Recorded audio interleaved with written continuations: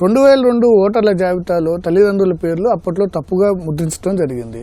ఇప్పుడు మనం ఎస్ఐఆర్లో రాసేటప్పుడు అది యాజ్ ఈజ్గా రాయాలా, ఇప్పుడు కరెక్ట్ పేరు రాయాలా? అది 2002 జాబితా అనేది ఇప్పుడు మనం ఏం చేయలేమండి. దానికి అందులో ఏదైతే ఉందో దాన్ని యాజ్ ఈజ్గా రాయాలి.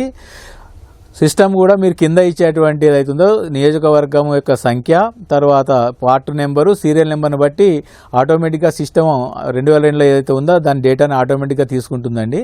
కాబట్టి దాంట్లో యాజ్ ఇట్ ఈస్గా ఏది ఉంటే అదే రాయండి. ఒకవేళ ఇప్పుడు రాసినా కానీ మీరు కింద ఇచ్చేటువంటి వివరాలు కరెక్ట్గా ఉండాలి. ఒక నియోజకవర్గం పేరు, పార్ట్ నెంబర్, సీరియల్ నెంబర్ ఉంటే దాని ప్రకారం తీసుకోవడం జరుగుతుంది.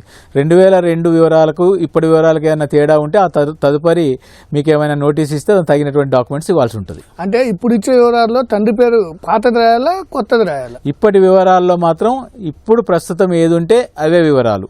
ఇప్పుడు మన తండ్రి గారి పేరు, తర్వాత వాళ్ళకి ఎపిక్ కార్డు ఉంటే ఎపిక్ వివరాలు, తల్లి గారి పేరు, వాళ్ళ కనుక గుర్తింపు ఎపిక్ కార్డు ఉంటే వాటి వివరాలు, పెళ్ళి అయితే భాగస్వామి పేరు, తర్వాత ఆమె యొక్క ఎపిక్ వివరాలు ప్రజెంటే ఇవ్వాలి. పుట్టిన తేదీ ఇవన్నీ కూడా ప్రజెంట్ వివరాలు. థర్డ్ పార్ట్లో మాత్రం ప్రజెంట్ వివరాలే ఇవ్వాలి.